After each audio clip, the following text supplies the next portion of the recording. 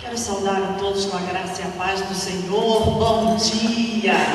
Muito bom estarmos aqui nessa manhã e podermos aprender da palavra do Senhor. Queridos, eu vou dar uma sugestão. Tem um ditado que diz assim, que não dá para assoviar e chupar cana ao mesmo tempo. Realmente não dá. Então, ou nós estudamos, ou nós preenchemos esse papel. Então, eu sugiro que você deixe os 5 minutinhos no final da escola bíblica dominical, e aí você pode preencher tranquilamente esse questionário. Amém? Bom, a nossa lição hoje é a de número 13. Queridos, essa lição é a que realmente vai mostrar e relatar o poder transformador da cruz de Cristo. E ela tem como tema exatamente isso: nossa vitória está em Cristo. Vamos falar junto? Nossa vitória está em Cristo. Agora pense. Você tem certeza do que você está falando? Você vive essa vitória? Você sabe que vitória é essa? Então essa lição ela vai nos ensinar tudo isso. O nosso versículo diz assim: em todas essas coisas, porém, somos mais que vencedores por meio daquele que nos amou. Romanos 8:37. Bom, em todas essas coisas, o que são essas coisas? Em todas essas coisas, quais são essas coisas? Seja na angústia, seja na fartura, seja na escassez, em todas as coisas, seja na doença, seja nas tribulações, seja nas perseguições, em todas essas coisas, você é mais do que vencedor. Amém? Você é mais do que vencedor. Aqui diz que somos mais do que vencedores. Você já é vencedor, mas você será mais que vencedor. Vamos falar o versículo, então, todas as mulheres. Vamos lá. Em todas estas coisas, porém, somos mais que vencedores, por meio daquele que nos amou. Romanos 8:37. Todos os homens, por favor. Em todas estas coisas, porém, somos mais que vencedores, por meio daquele que nos amou. Romanos 8:37. Todos juntos. Em todas essas coisas, porém, somos mais que vencedores, por meio daquele que nos amou. Romanos 8:37. Amém. Vamos orar. Querido Deus e Pai, Senhor, nós entregamos em Tuas mãos o estudo dessa manhã, Senhor.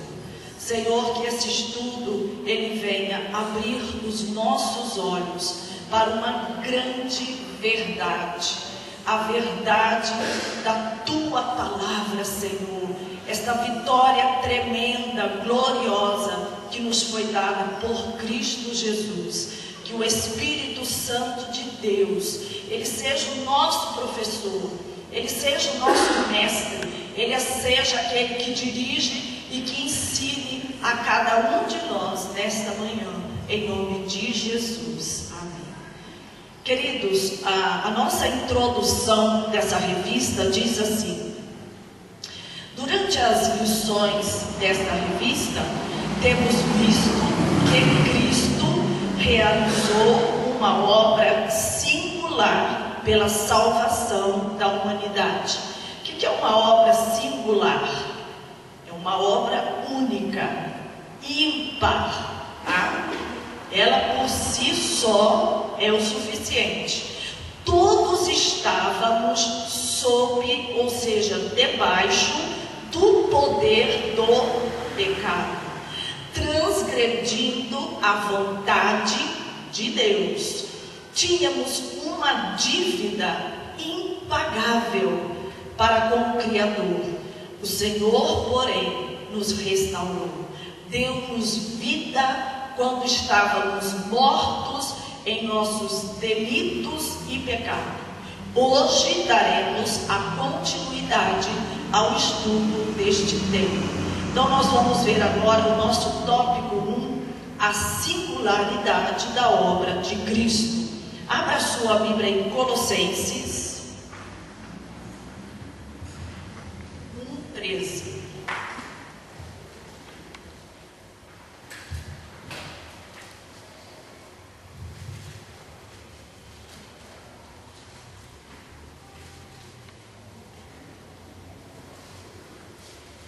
Colossenses 1:13.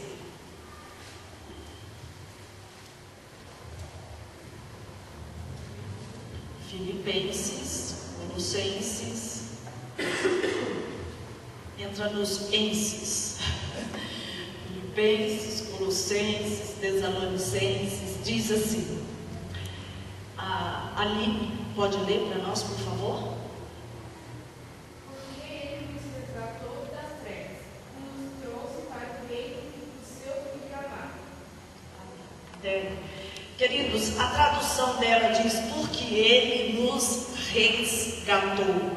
A minha tradução diz assim, resgatar alguém e libertar alguém é a mesma coisa, tá? Então, a minha tradução diz, como está aqui na revista, ele nos libertou da escravidão. Atenção, ele nos libertou da escravidão do pecado.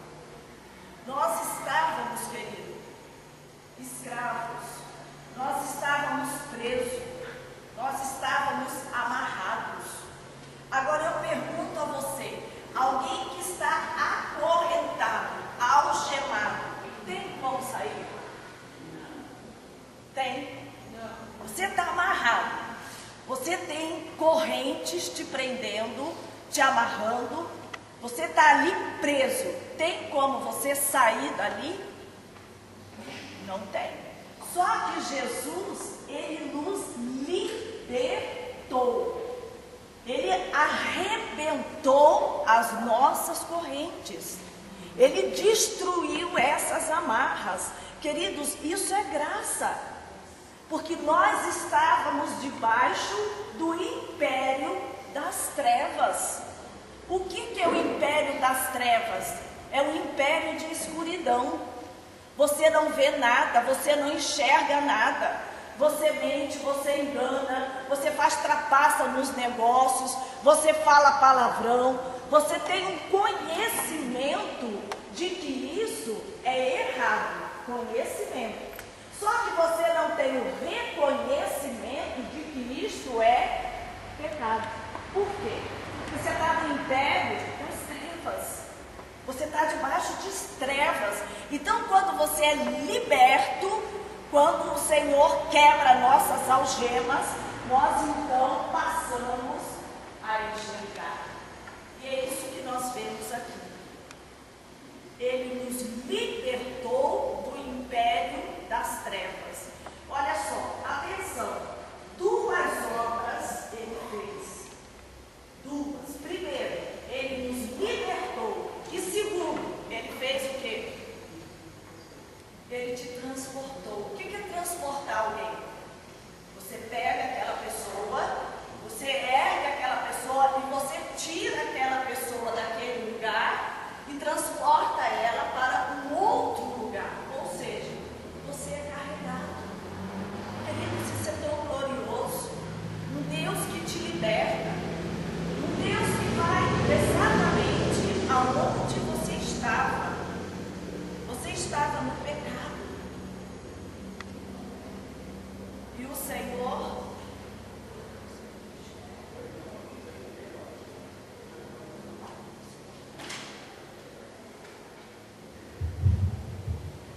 você estava nesse império, você estava acorrentado, preso.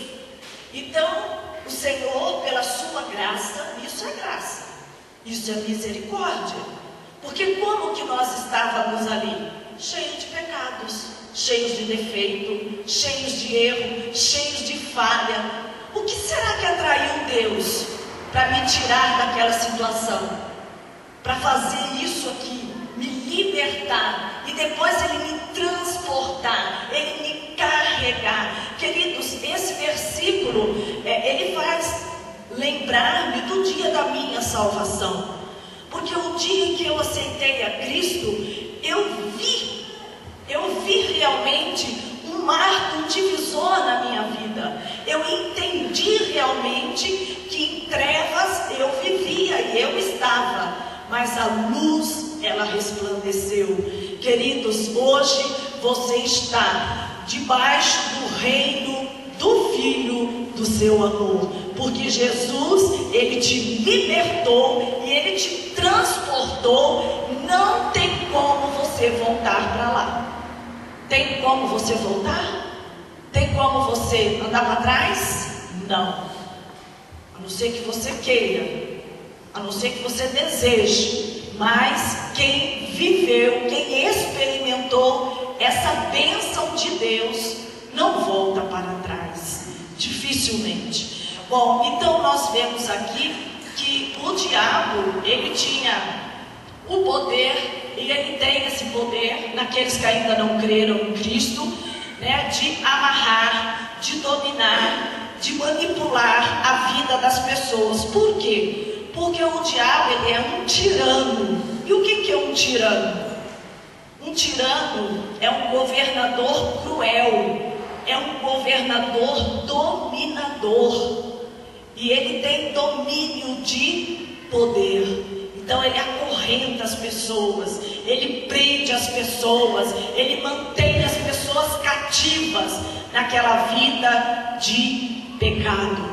Aqui em Isaías, que é a nossa lição aqui fala sobre isso, Isaías 49, tem algo interessante aqui falando do tirano, e é exatamente isso que acontece. Isaías 49, do 24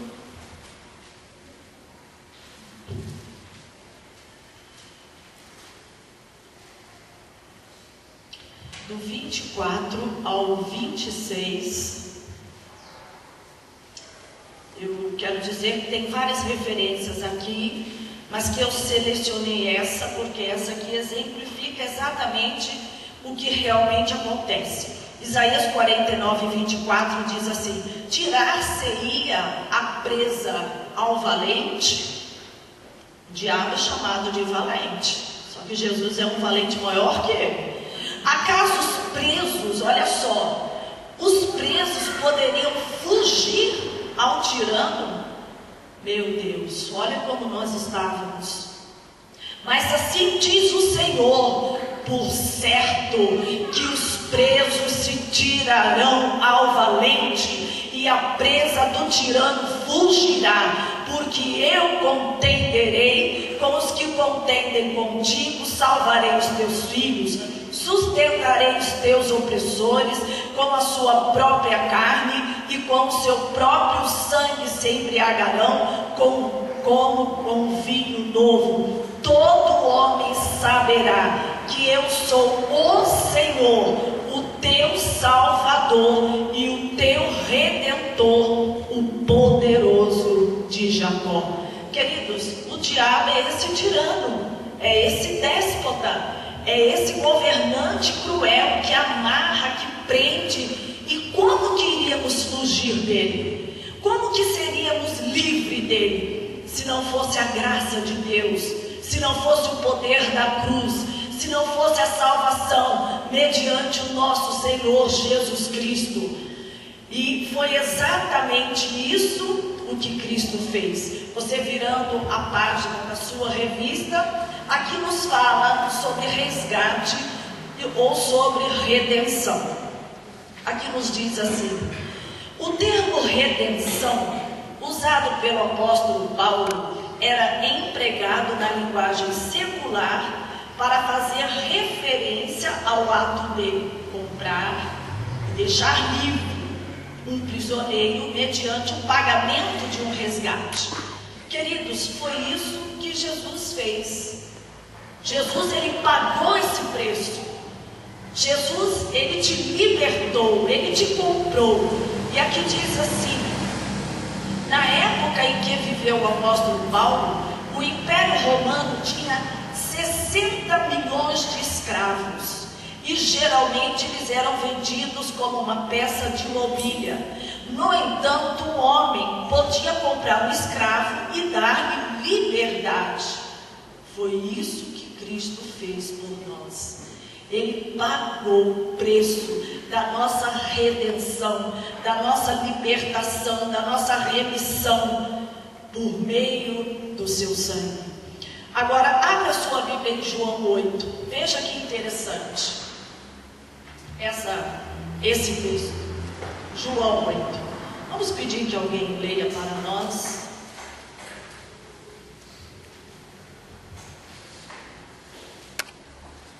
O irmão Temir, pode ler, por favor?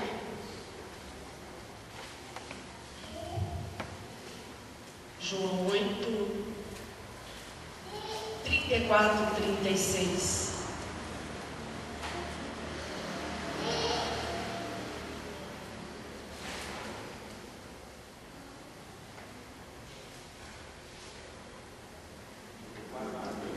E 30 a 36. Jesus respondeu: vocês são escravos de pecados, todos vocês. E os escravos não têm direitos permanentes como a família, mas o filho tem todos os direitos para si.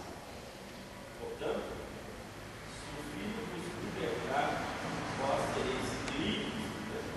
Glória a Deus. Queridos, era assim que nós vivíamos. Nós éramos escravos do pecado. Cristo, ele nos libertou e ele nos transportou, ele nos carregou. Mas olha o que Jesus está falando. Um escravo, ele não fica para sempre em uma casa. Por exemplo, por que alguém ele poderia se desfazer de um escravo? Por quê? Quando um fazendeiro tinha um escravo, por que ele poderia se desfazer daquele escravo? Não era bom trabalhador, não é assim? Esse escravo é preguiçoso, não trabalha bem, eu vou vender ele. Ele era vendido. O escravo, ele entrava na casa do patrão, do fazendeiro, e ele limpava, ele cuidava de tudo lá dentro. Só que de noite, para onde que ia aquele escravo?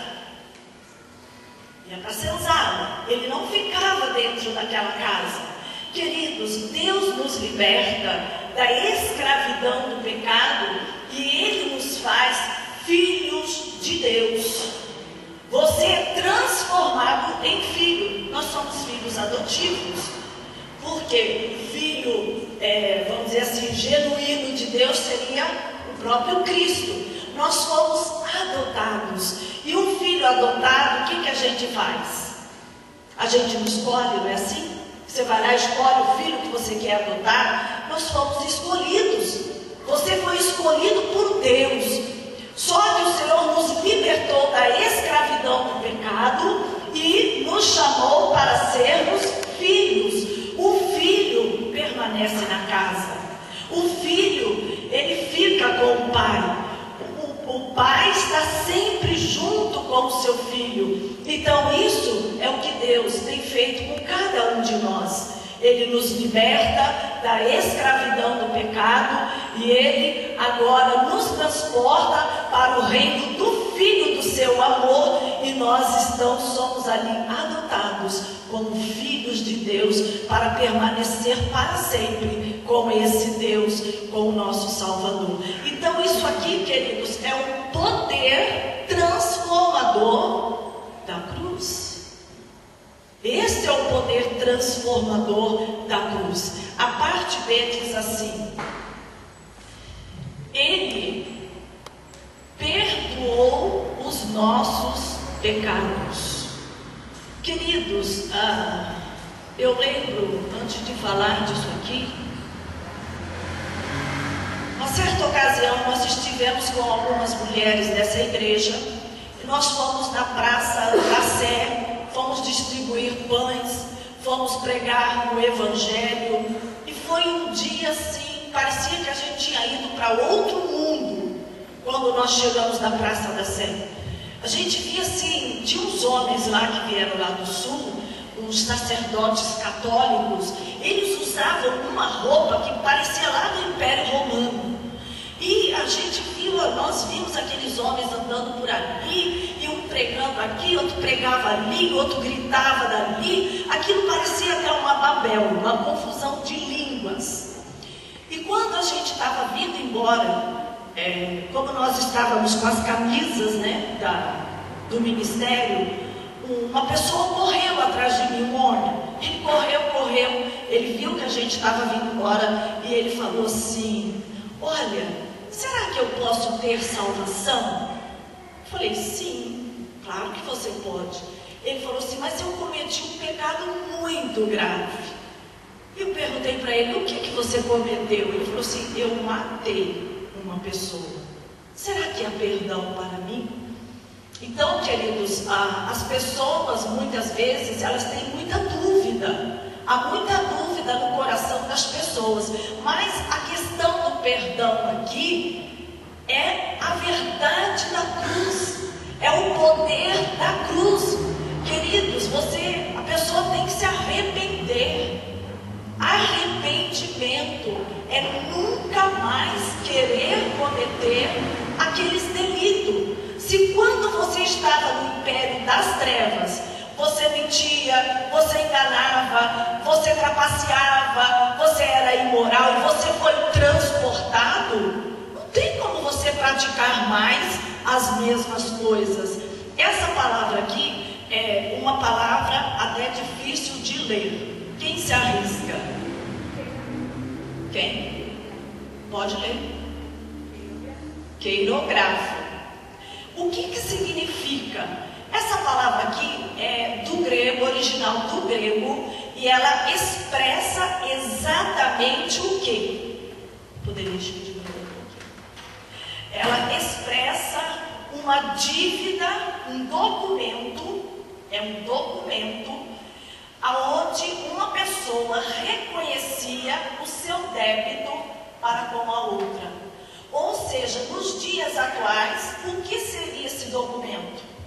Está aqui, ó, uma duplicata, uma nota promissória. E o que será? Qual seria a nossa dívida, hein? Eu pensei, eu cheguei à seguinte conclusão, que na dívida aqui estaria escrito assim: o salário do pecado é a morte, é o preço, é a morte eterna. O salário do pecado é a morte.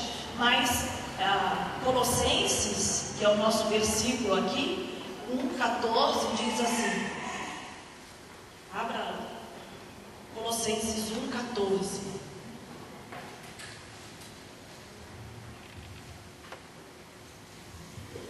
Diz assim: no qual temos a redenção, a libertação, a remissão dos pecados.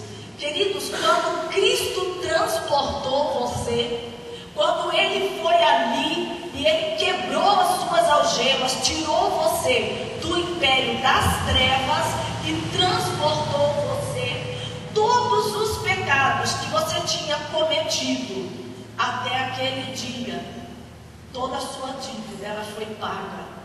Porque quando você aceita Cristo, no dia em que você aceita Cristo, queridos, há um divisor de águas na sua vida.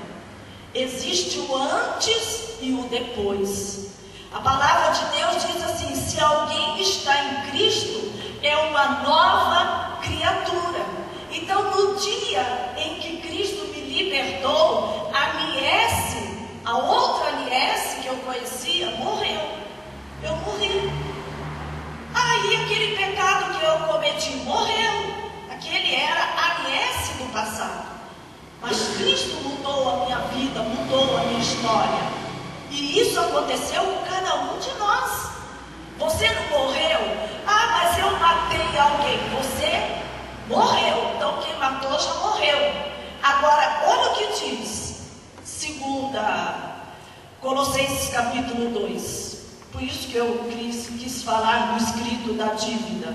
Olha de 2,14.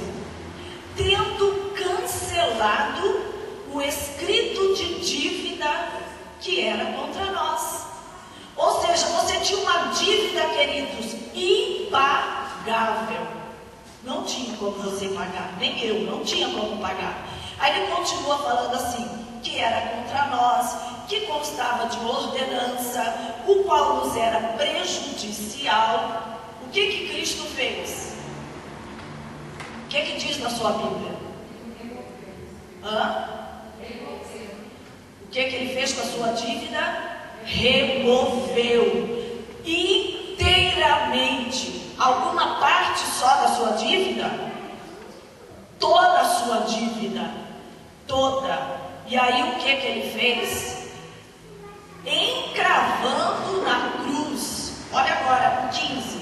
E despojando os principados e as potestades, publicamente expôs ao desprezo, queridos, na derrota, triunfando deles na cruz.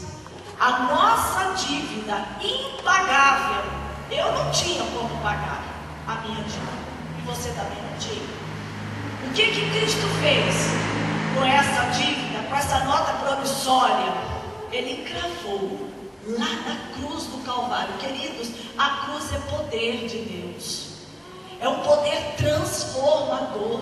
Nós somos impactados. No dia da nossa conversão, a gente é impactado. Eu posso falar porque eu fui impactada. Eu vejo aquele dia assim, trevas e luz. Aquilo que Deus realiza é algo assim muito glorioso. No dia, eu lembro que o dia em que eu aceitei Cristo, a minha vontade era de gritar para a cidade ouvir. Tamanho gozo no Espírito Santo. Eu queria gritar, eu queria que todo mundo soubesse: eu sou do Senhor. Queridos, quem que pode mudar isso? Quando você tem essa certeza, eu sou do Senhor. Era como se eu falasse assim: eu vivia nesse mundo, eu não sabia a quem eu pertencia e eu nem sabia quem eu era, mas a partir da cruz, a partir do meu momento com Cristo, eu sei quem eu sou do Senhor. Queridos, isso traz toda a mudança na nossa vida. Então, eu sei que eu tinha uma dívida. Talvez você vai falar assim: mas pastora, e as ordenanças que estão escritas aqui? É a lei cerimonial, é a lei mosaica? Queridos, para mim não importa se era lei cerimonial, se era lei mosaica. Uma coisa importa: eu tinha uma dívida, eu não tinha como pagar, e Cristo pegou a minha dívida no dia da minha conversão e Ele encravou na cruz do Calvário. E eu acreditei nisso, e por isso é que nós pregamos essa verdade, porque nós cremos nessa verdade. A questão, queridos, é que Cristo te perdoou, mas tem gente que não se perdoa. Tem gente que não consegue se perdoar. Mas para quê? Por que eu fui fazer isso? Ai, meu Deus, olha, naquele tempo eu fiz isso para minha mãe, e eu falei isso para o meu pai. Ai, eu fiz coisa horrível, e eu abortei, e eu fiz não sei o que. Queridos, se perdoa. Cristo levou a sua dívida. Se perdoa. Nós cremos, mas às vezes nós não nos perdoamos e estamos sempre trazendo à nossa memória os nossos pecados do tempo que a gente não conhecia Cristo. Jesus passou uma borracha, Jesus apagou os seus pecados e desfez a sua dívida. Miqueias 7,19. Tem um versículo que eu gosto muito, 7,19. Pastor Paulo depois lê para nós Romanos 8,1. Vou pedir para a irmã Rose ler para nós Miqueias 7,19.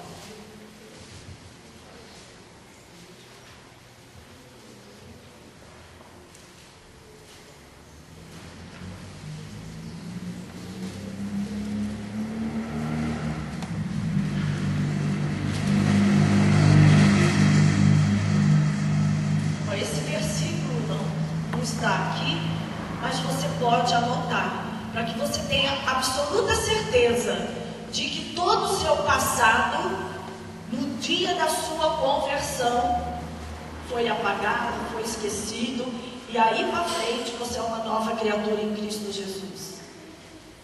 Pode ler, por favor? Certo, 19. Sim. Tornará a ter compaixão de nós, pisará aos pés as nossas iniquidades e lançará todos os nossos pecados nas profundezas do mar. Amém? Lançará alguns pecados? Quais? Todos os nossos pecados. Ai, mas por que eu fiz isso, queridos? A gente gosta de contar as experiências que a gente já viveu, né? A pastora Márcia, ela falou que ela se converteu com 5 anos de idade. Às vezes a gente não acredita que uma criança de 5 anos possa se converter. Mas a pastora Márcia falou assim: eu tinha 5 anos de idade, eu me converti. E aí ela falou que foi uma conversão mesmo. Aí eu olhava aquilo e falei: Jesus, por que eu também me converti com 5 anos? Eu também queria ter me convertido com 5. Eu não aceitava aquilo, mas de jeito nenhum. Eu falei assim: olha, se eu tivesse me convertido de criança, tanta coisa errada na minha vida não teria acontecido. Muita coisa teria sido evitada na minha vida. E eu fiquei cobrando de Deus: poxa vida, por que ela, o Senhor converteu e eu não? E fiquei numa briga com Deus. Aí um dia eu li aquela passagem da mulher adúltera, e ali Jesus falou assim: a quem muito se perdoa, muito se ama. Ou seja, a dívida dela com Deus, vamos dizer assim, de pecado até 5 anos de idade, era uma dívida pequena, você não concorda? A minha dívida, porque eu me converti aos 26 anos de idade, era uma dívida maior, bem maior. E o que Jesus falou? A quem muito se perdoa, muito se ama. E é verdade. Aí você olha, você fala assim: nossa, eu não merecia essa salvação, mas Cristo me salvou. Eu não merecia essa libertação, mas Ele me libertou. Queridos, é tremendo, né? Aí quando eu li aquilo, eu falei assim: ah, Senhor, tá bom, eu te amo mesmo, eu te amo, faço qualquer loucura por ti, porque eu amo o Senhor de verdade. A minha dívida era grande, mas o Senhor me salvou. Romanos 8:1, pastor Paulo. Agora já não há condenação para aqueles que estão em Cristo, não no segundo da carne, mas segundo o Espírito. Olha só, não há condenação para aqueles que estão em Cristo.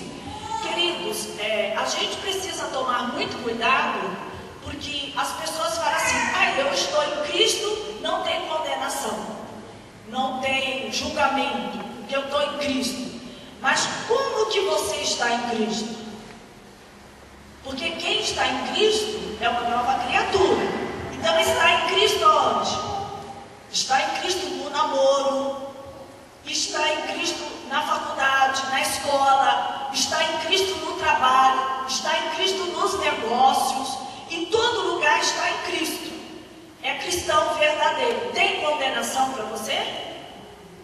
Agora, se nós falamos: eu estou em Cristo e vivo na mentira, na trapaça, no engano, na imoralidade sexual, pera lá, que Cristo é esse que você está? Então, quem realmente está em Cristo não tem condenação. Esse versículo a gente não pode pegar isolado. Por exemplo, a tradução dele diz assim: que não andam segundo a carne. Não anda segundo a carne, mas segundo o Espírito. Só que tem traduções que só diz assim: nenhuma condenação há para quem está em Cristo Jesus.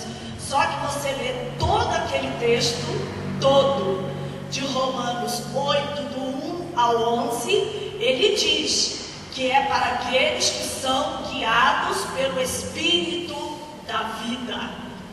Porque o Espírito que te alcançou é o Espírito Espírito da vida que te livrou do pecado e da morte. Então, queridos, creia no perdão. Não faça pescaria nesse mar, que é o mar do esquecimento. Você confessou, você abandonou os seus pecados, não vai querer trazer ele de volta. Você já lançou ele, está no mar do esquecimento. Cristo lançou lá. Não fica pescando o seu passado. Apague o seu passado, passe uma borracha, creia, lembra-se dessa nota promissória, o seu débito, a sua dívida impagável. Cristo pagou, levou lá na cruz do Calvário, ele cravou ela. Então esse é o poder transformador da cruz. A parte C da nossa revista diz assim: ele nos livrou do poder da morte. Nós sabemos que a principal arma do diabo é o quê? É a morte. Morte física, morte espiritual. E esse é o último inimigo que o Senhor diz que vai ser derrotado. É o último. Queridos, no Éden, Jesus, ele disse para o homem o seguinte: não coma daquele fruto, porque no dia em que você comer, certamente você vai morrer. Mas o diabo, ele foi até a Eva e chamou Deus de mentiroso. O diabo fez isso. Ele, no corpo da serpente, ele falou com Eva e ele disse o quê? É certo que não morrereis. É certo. Deus é um mentiroso. E ele enganou Eva. Queridos, existe coisa mais triste do que a morte? Fala a verdade. Se é novo, a gente não aceita porque é novo.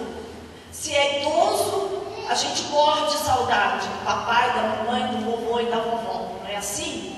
Então a morte, ela não é bem-vinda em tempo nenhum, nem na velhice e muito menos na vida de um jovem. Então essa é uma das piores armas do diabo, é a morte. Mas nós temos que saber que por meio de Cristo Jesus, ele venceu o poder da morte. Porque Cristo, ele ressuscitou. Quando nós lembramos que Cristo, a palavra de Deus diz que ele foi moído pelos nossos pecados, ele apanhou, ele tomou tapas no seu rosto, uma coroa de espinhos na cabeça, quer dizer, o corpo dele já estava moído antes de 3 dias. E no terceiro dia, como que estava o corpo de Cristo? Cheirando mal, cheirando a podre. Mas, queridos, a morte não teve poder sobre aquele corpo. A morte não teve poder. O poder de Deus ergueu aquele corpo ao terceiro dia. Aquele corpo que já estava apodrecendo, dilacerado. O poder de Deus, de uma tal maneira, desceu sobre aquele corpo e ali houve um milagre. Ele venceu a morte. Ele morreu, mas ele venceu a morte. E ele venceu para te dar certeza de que assim como ele ressuscitou, você que crê, você vai ressuscitar. Queridos, Deus, ele nos dá a vida eterna. Ele te dá a vida eterna. Ele diz que você vai ter. Ele diz que você tem a vida eterna. Você já tem a vida eterna. E isso é o poder transformador da cruz de Cristo. Romanos 6, 23, conhecido. O irmão Luiz, por favor, pode ler para nós. 6, 23. E o irmão Ronaldo, abra em 1 Coríntios 7, 23.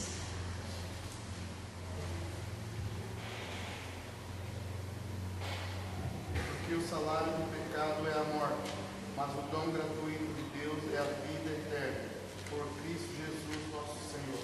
Oh, glória a Deus, né, gente? Porque não é só a primeira parte. O salário, o preço do pecado é a o dom gratuito de Deus é o quê? A vida eterna, irmão. Pensa nisso. Vida, vida, vida, vida eterna. É o que você vai ter. Parece que às vezes a gente vive como se isso não fosse uma verdade, né? Vivemos uma vida que mais parece de derrota quando nós estamos falando da vitória. A nossa vitória. Vamos ver 1 Coríntios 7, 23.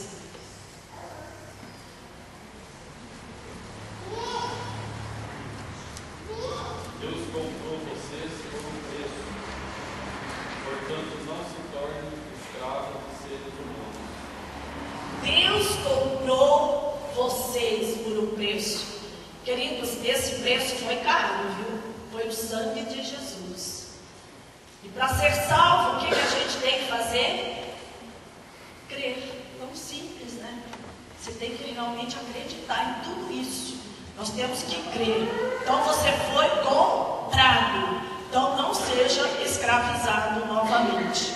Agora nós vamos ver a importância da cruz no processo da nossa vitória.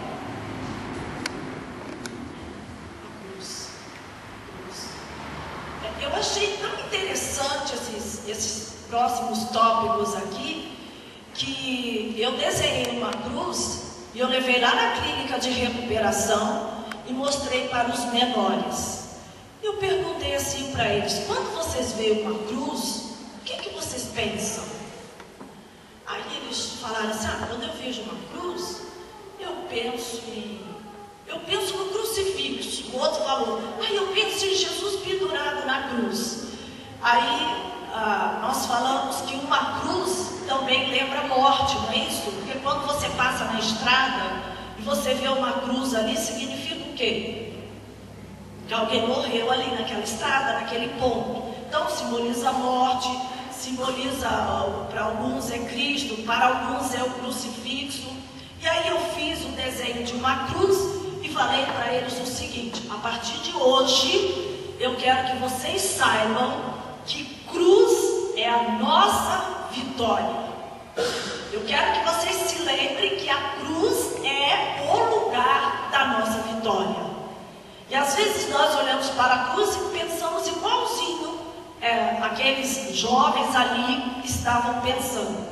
Bom, cruz é lugar da nossa vitória, porque o que nós acabamos de falar é a base. Pode virar, por favor. É a base, olha só, a mensagem da cruz é a base da nossa vitória, por 4 razões. Primeiro, é a nossa vitória sobre a morte, porque em Cristo nos foi dada a vida eterna. 1 João 5, 11, 12. Eu gosto muito desse versículo. A irmã Vera pode ler para nós, por favor? Vamos correr um pouquinho. Nem vou ler todos. 1 João 5, 11, 12. Esse versículo é tremendo, queridos.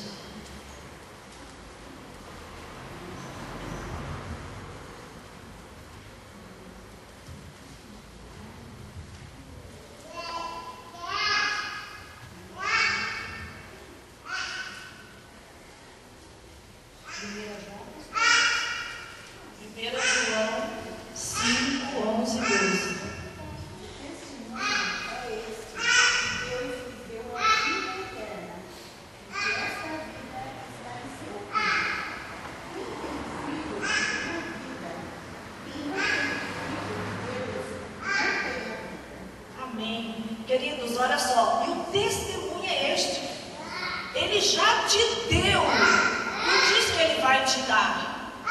A sua Bíblia diz que Ele vai te dar? Não, Ele já te deu, você já tem, é uma herança sua. Então você já venceu a morte. Pelo poder da cruz de Cristo, a morte na sua vida, ela já está vencida, porque você tem a vida eterna. Quem tem o Filho de Deus diz que tem a vida eterna. Não diz que terá. Não diz que você terá a vida eterna, mas diz que você tem hoje. certeza no poder da cruz de Cristo, na obra redentora de Cristo, porque alguns religiosos de outras religiões, eles acham que nós somos soberbos. Não, como que você pode saber que você tem a vida eterna? Como que você pode saber? A palavra me garante. Está aqui. O testemunho é este. Quem tem o Filho tem a vida eterna. Você tem. Você já é herdeiro da vida eterna. Você já venceu a morte. E a cruz é o lugar da sua vitória. Sua vitória está na cruz. O segundo ponto diz assim: é a base da nossa vitória sobre o inferno. Porque Jesus nos livrou da condenação eterna. Queridos, quem está em Cristo não vai ser julgado e condenado para ser lançado no inferno. Porque você está em Cristo. Agora é o que eu falei, você está guiado pelo Espírito e não pela sua carne. Vou deixar isso bem claro. Lê Romanos 8, do 1 ao 11, lá na sua casa. Então você que é guiado pelo Espírito, não tem condenação. Você não vai receber o juízo do inferno. Porque você está em Cristo, você é uma nova criatura. Tá? Agora, Romanos 8:1, que nós já lemos. Terceiro ponto. Foi muito engraçado falar disso para os jovens, adolescentes na clínica, né? Mostrar a cruz e falar: é a nossa vitória, é a nossa vitória. A cruz é lugar de vitória. Jesus não foi derrotado na cruz. Jesus expôs os inimigos na derrota, na vergonha. Jesus triunfou na cruz. Até na última hora eles queriam que Jesus descesse da cruz. Eles falavam assim: se tu és o Cristo, desce dessa cruz. Salva você e salva nós também. Mas Jesus permaneceu ali firme. Eu não tenho que provar nada para vocês, demônio. Eu não tenho que provar nada para vocês, capeta. Eu sou o Senhor. Eu vou morrer, vou verter meu sangue, vou pagar o preço. E eu vou triunfar nessa cruz. Queridos, que grande vitória. No terceiro diz aqui: é a base da nossa vitória sobre a separação do pecado do homem, do pecado do homem com Deus, causado pelo pecado. Porque o pecado, querido, ele nos separou de Deus. Ele nos afastou de Deus. E é engraçado que eu sempre exemplifico com os adolescentes lá naquela clínica. Eu sempre falo assim: olha, nós que nos afastamos de Deus, Deus ele está sempre ali, ele permanece no lugar dele. Aí o que acontece? Deus está aqui, eu peco e não me arrependo. Eu estou um pouquinho longe. Aí eu peco mais um pouco e não me arrependo. Mais longe um pouquinho. Eu peco e não me arrependo. Então o que vai acontecer? Eu vou me afastando de Deus. Eu vou me achegando para as trevas. Então nós temos que nos achegar cada dia mais a Deus. O pecado, ele realmente separa o homem de Deus. Mas olha a nossa vitória, queridos. Somos reconciliados com Deus. Eu e você. Você foi reconciliado mediante o sacrifício de Cristo. 2 Coríntios 5, 18 e 19.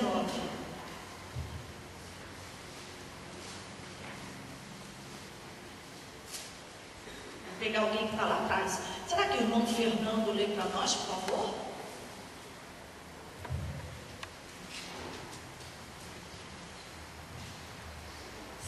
Coríntios 5, o 18 e o 19.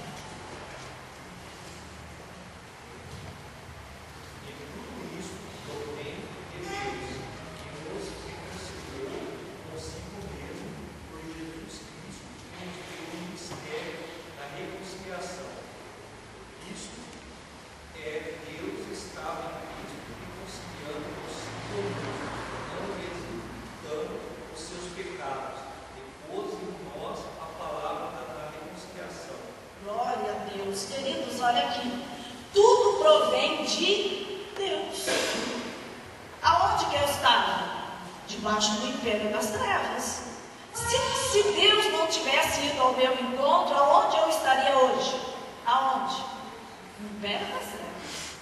Então toda essa salvação, isso provém de Deus. Isso não veio da gente, não. Foi uma escolha de Deus. Provém de Deus. Aqui diz que nos reconciliou consigo mesmo, ou seja, com o próprio Deus, por intermédio de Cristo. Intermédio de Cristo. E agora Ele dá a você qual ministério? Qual é o seu ministério? Reconciliação.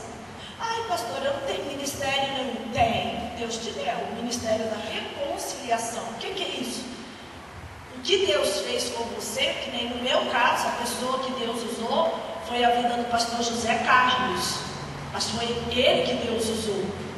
Deus pode usar você e te pregar o evangelho a toda criatura. Queridos, uma mensagem tão gloriosa dessa não é para a gente guardar. É para você guardar? Não, é para você anunciar. A cruz é o lugar da nossa vitória. O pecado nos separava de Deus, mas a morte em Cristo nos reconciliou com Deus. Você foi reconciliado, você fez as pazes, não é assim? Quando a gente fala assim, ai, eu me reconciliei com meu irmão, está querendo dizer que você fez o que com ele? As pazes, né? Agora nós estamos em paz. E é isso. Tendes paz com Deus. Tenha paz com Deus. E o quarto ponto dessa vitória é a culpa e a vergonha que a gente sente no pecado. Quando você lembra do seu pecado que você praticava, você fica feliz da vida? Fica. Você conta para todo mundo? Queridos, os pecados que nós praticávamos é motivo de vergonha. Só que essa culpa Jesus já levou. Aqui diz aqui que aquele escrito de dívida, ele foi cancelado. Nós já até falamos sobre isso. Mas tem um texto, eu quero que você abra Romanos 6:20. Eu coloquei ali Romanos 6:21. Não dá para a gente ler todos, mas vamos ler esse. Ele expressa essa vergonha quando Paulo diz assim, olha, 6:21. Naquele tempo, que resultado colhestes? Somente as coisas de que agora vos envergonhais, porque o fim delas é morte. Quer dizer, você tem vergonha ou não tem do que você praticava? Tem. Você quer sair contando? Não quero. Mas a dívida foi paga. O preço já foi pago. Então essa é a vitória da cruz.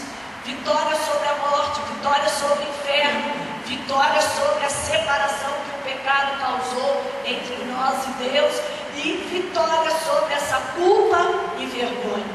Porque a minha dívida está paga. Não adianta o diabo querer voltar.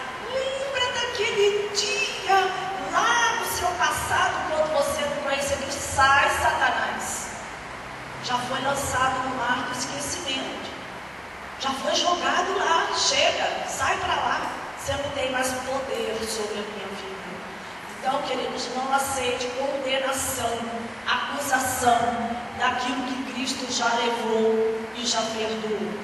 Bom, um terceiro ponto diz assim: como viver uma vida vitoriosa em Cristo? Eu vou me deter no ponto A e B. Diz assim: você sabe de tudo isso você sabe, mas talvez você não está vivendo uma vida vitoriosa em Cristo. Aí o ponto A diz assim: compreenda qual é a sua posição em Cristo. Compreenda, entenda a sua posição. Abra em Efésios. Olha que maravilha, queridos. Eu fico maravilhada com a palavra de Deus. Maravilhada.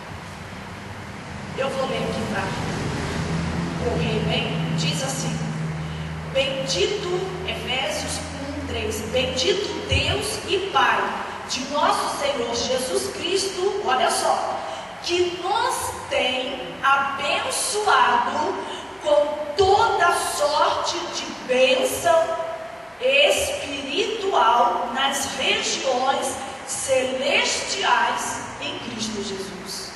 Queridos, que bênção que você tem?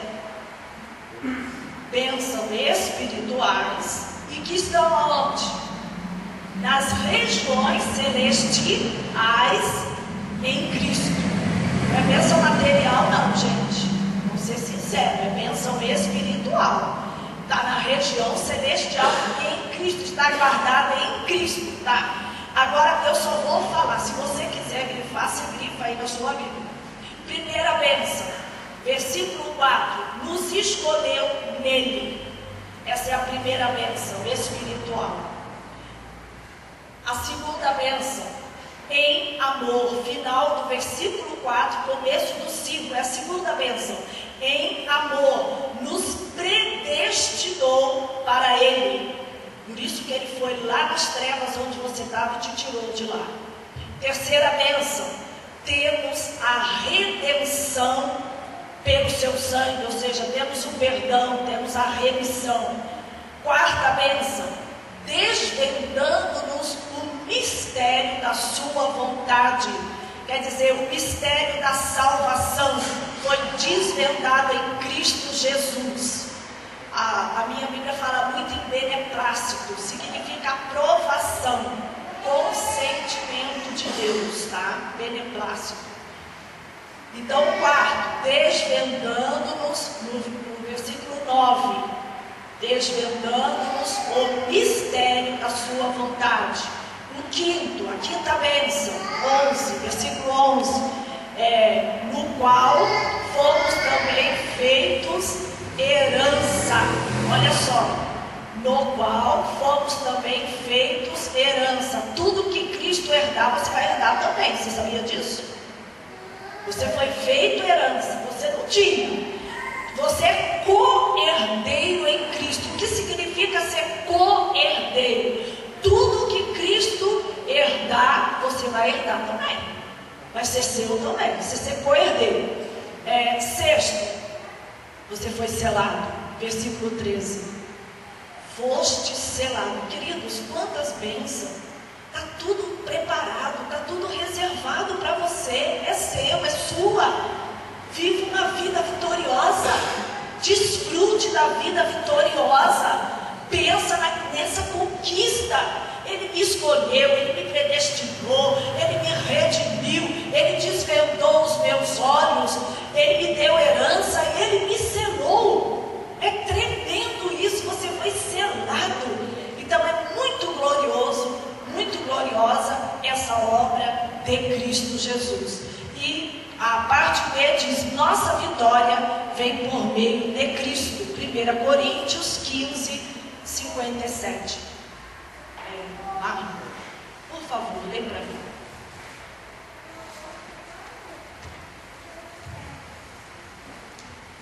Coríntios. Nossa vitória, queridos, vem por meio de Jesus. Como agradecemos a Deus por tudo isso, é Ele que nos faz vitorioso por meio de Jesus Cristo, nosso Senhor. É aquele versículo que toda clínica que eu vou, a gente repete: graças a Deus que nos dá a vitória por meio de Jesus Cristo, o nosso Salvador. Então a sua vitória vem por meio de quem? De Cristo. As bênçãos celestiais, ela vem por meio de quem? Da igreja, do pastor, de Cristo.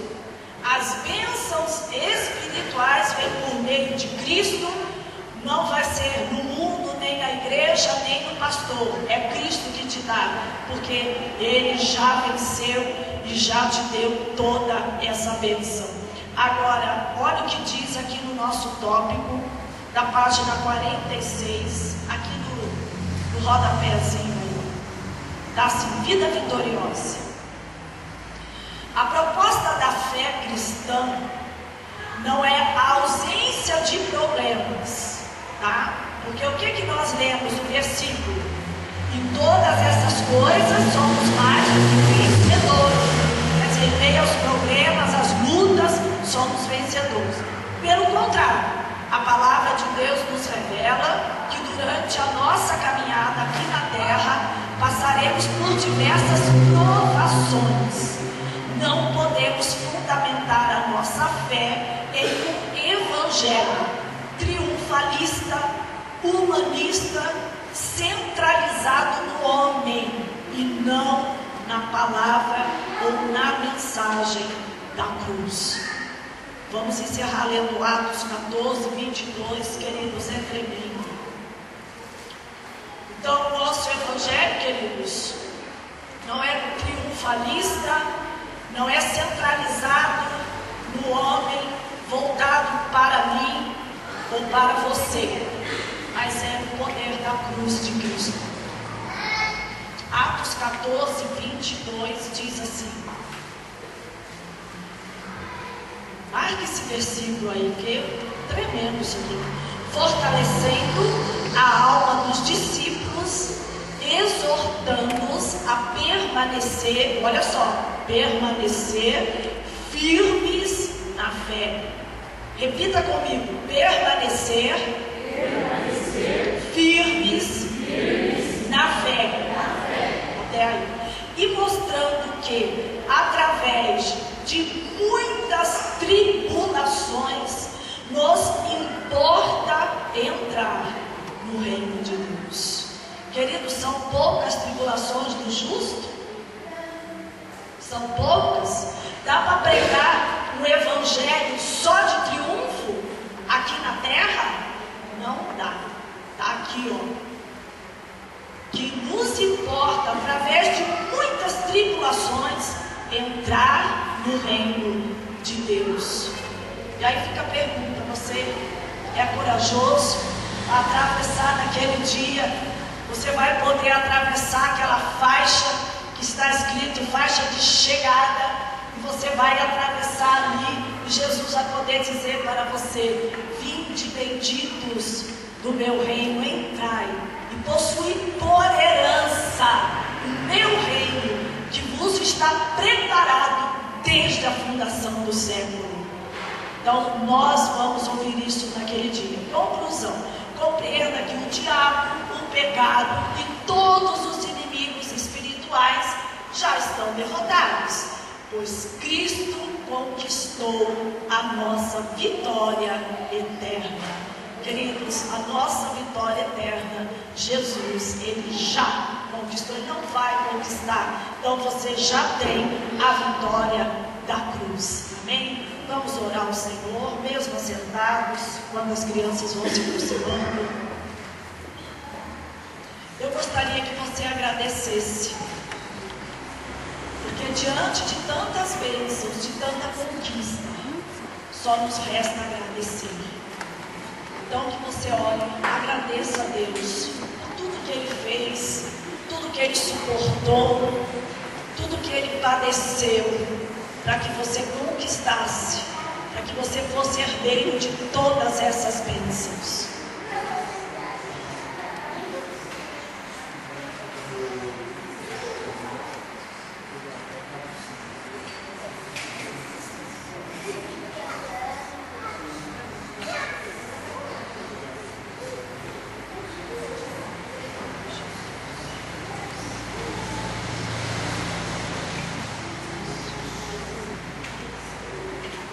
Querido Deus, Pai, Senhor, nós agradecemos a Ti, ó Deus, pela vitória da cruz. Pai, obrigado por todas as conquistas, tudo aquilo que nos foi dado, tudo aquilo que nos foi entregue, tudo aquilo que o Senhor nos proporcionou e tem proporcionado a cada dia pelo poder da cruz de Cristo, Senhor. Senhor, sabemos que não merecíamos, mas a Sua graça nos salvou, a Sua graça nos alcançou, e nós somos agradecidos a Ti, Pai, em nome de Jesus. Nós agradecemos realmente a Ti, ó Deus, por tão grande salvação, por tão grande manifestação